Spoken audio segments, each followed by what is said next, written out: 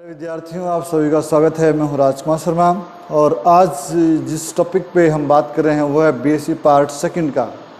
BSc part second के अंदर हम continuously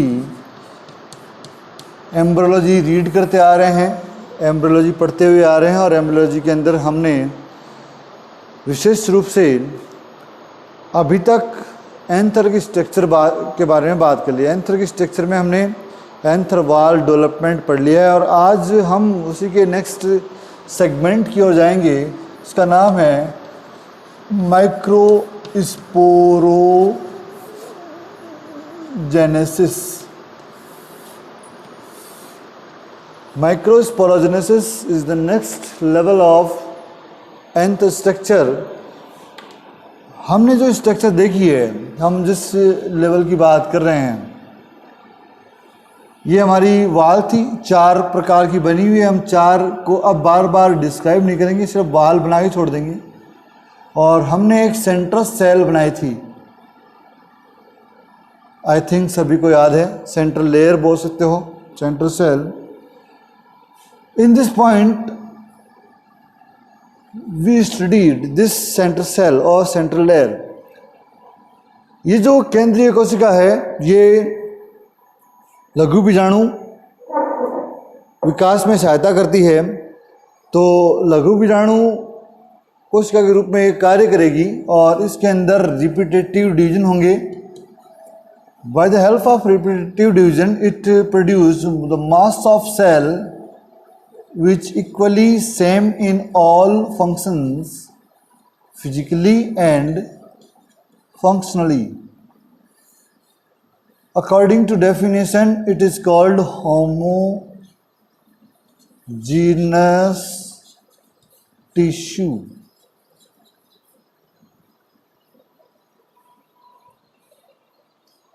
Because of the formation of spore, it is also called sporogenous tissue or sporogenous tissue.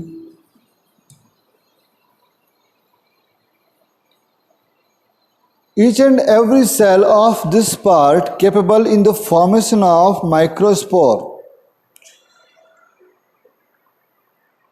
यहाँ पर जो भी कोशिका बनी है फिलहाल, जिसमें रिपीटेटिव डिवीजन है, वो माइटोटिक प्रकार के हैं। ये आप सभी को ध्यान में होना चाहिए।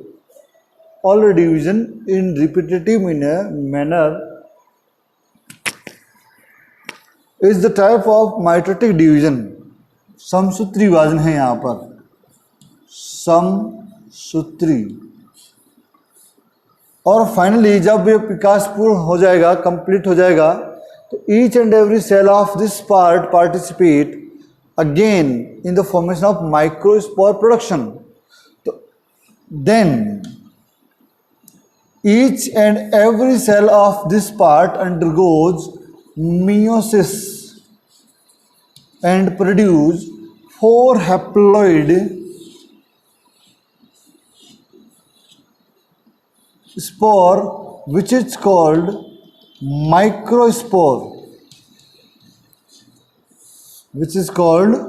microspore. Due to production of microspore, it is considered in microsporogenesis process. Microsporogenesis process.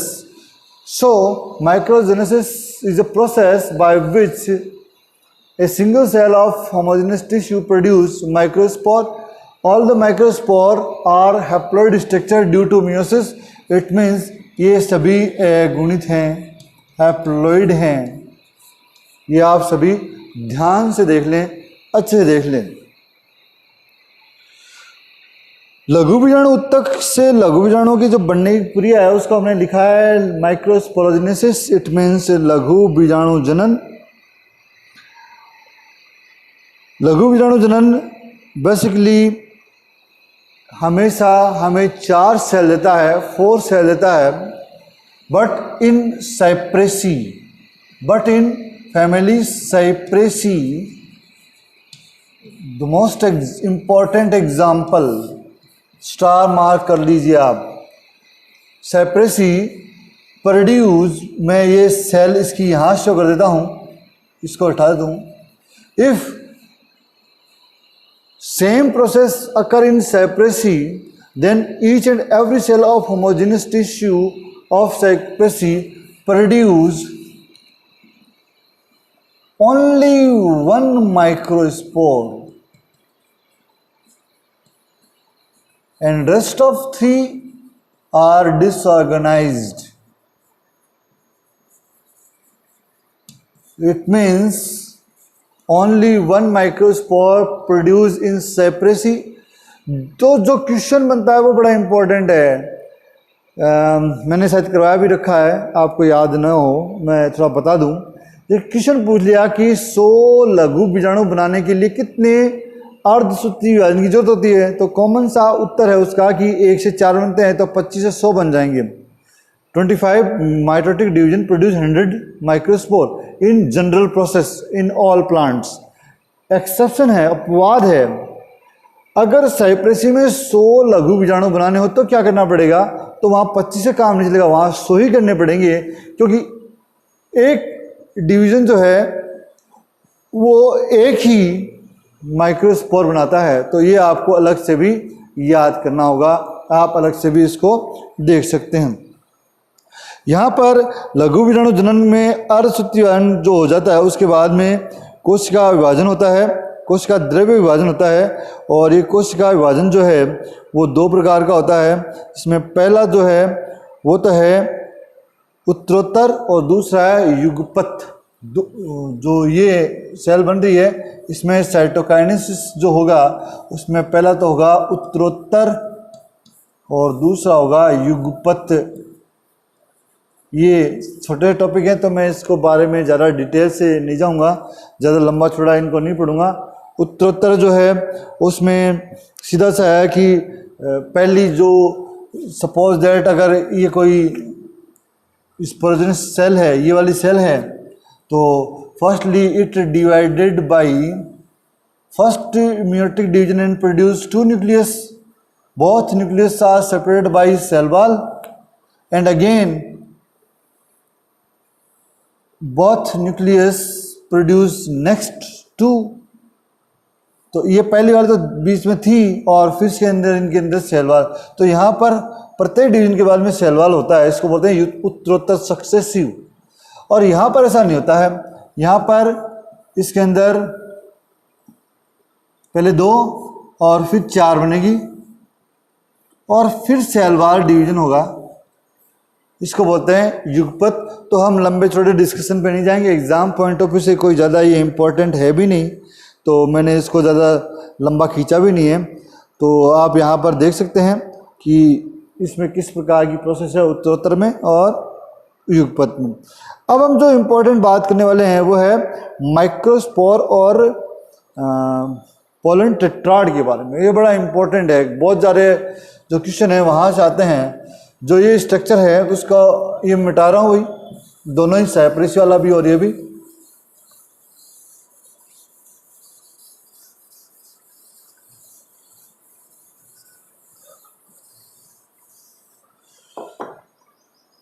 Produce tetrad जिसको हमने चतुष्क का नाम दिया है, produce tetrad have many forms.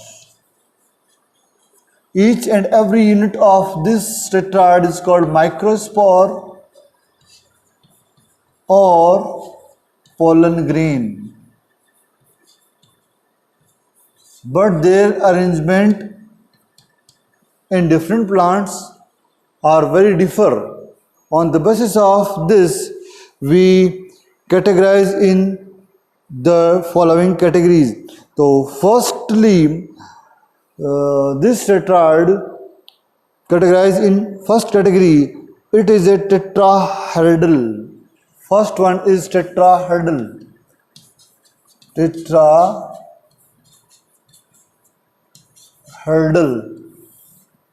नाम से ही जाहिर है चतुष्फलकीय।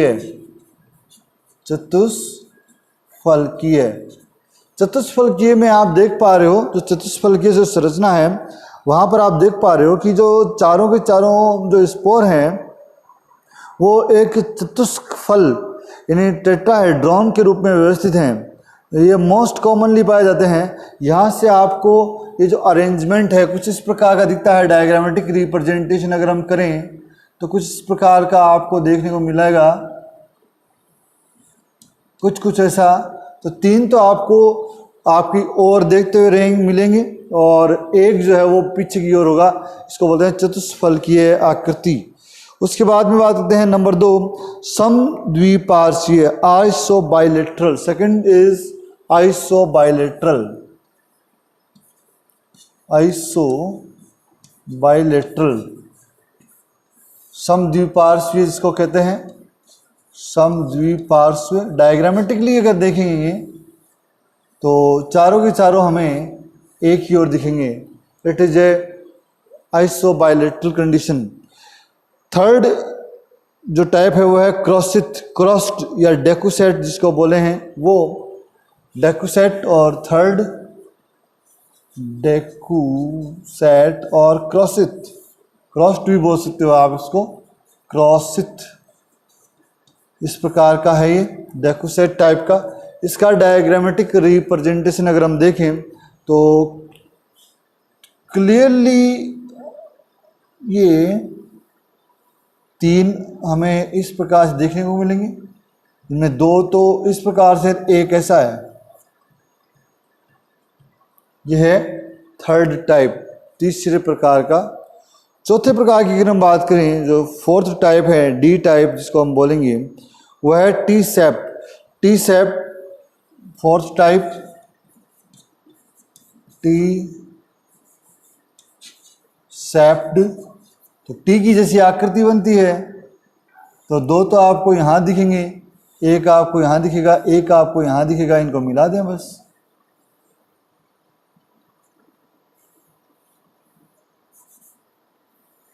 ये लो, ये है आपका टी सेप डेकुसेट के बाद में। एंड देन फोर्थ लास्ट जो है वो है रेखीय, linear. It is a fourth type, linear, रेखित। लीनियर में ये चारों एक ही लाइन में मिलेंगे, इस टाइप से, इस प्रकार से देखने को मिलेंगे। तो ये है इनका अरेंजमेंट से रिलेटेड काफ़ी क्वेश्चन हमारे सामने आते हैं, और अधिकांश जो फैमिली है वहाँ पर हमें कुछ इसी प्रकार की स्ट्रक्चर देखने को मिलती है।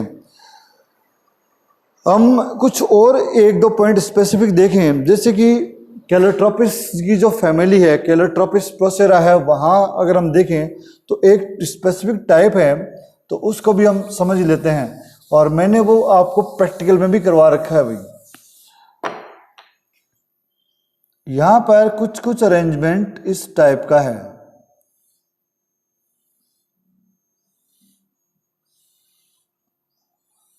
ये जो बैग लाइक स्ट्रक्चर हैं ये पॉलिनियम कहलाती हैं, और जो गाइनोस्टेजियम है उसकी जो डिस्क लाइक संरचना है वहाँ पर ये हमें देखने को मिलती है। पेंटा है सॉरी, वहाँ पर ये हमें देखने को मिलती है। तो यहाँ पर ये कुछ इस प्रकार से जमी रहती हैं। तो ये जो बैग लाइक है इसके अंदर बहुत सारे माइक्रोस्पोर होते हैं जिनको हम परागकण कहते हैं। ये पॉलिनियम है, पॉलिनियम, और जो इनको जोड़े हुए है वो डिस्क रूपी संरचना है, कॉर्डिकल जिसको हम कह सकते हैं।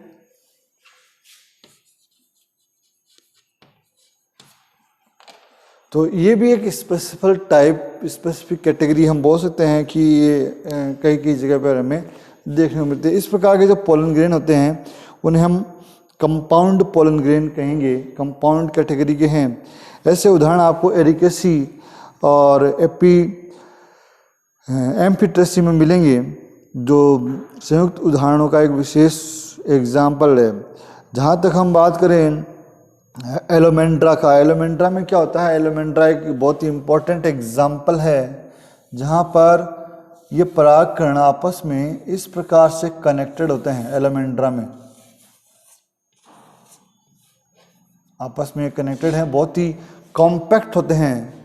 तो ये कीट परागण में बड़े हेल्पफुल हैं। पूरी की पूरी संरचनाएं ही कीटों के द्वारा एक स्थान से दूसरे स्थान पर ली जा सकती हैं।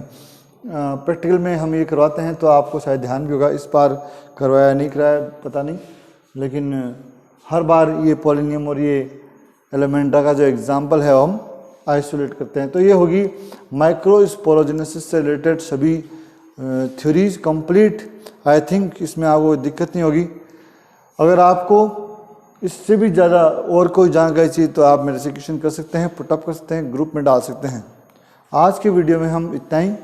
घर पे रहें, सेफ रहें और वीडियो देखते रहें। एग्ज़ाम होना लगभग तय है, इसलिए एग्ज़ाम को आप अवॉइड ना करें। धन्यवाद। Thank you so much.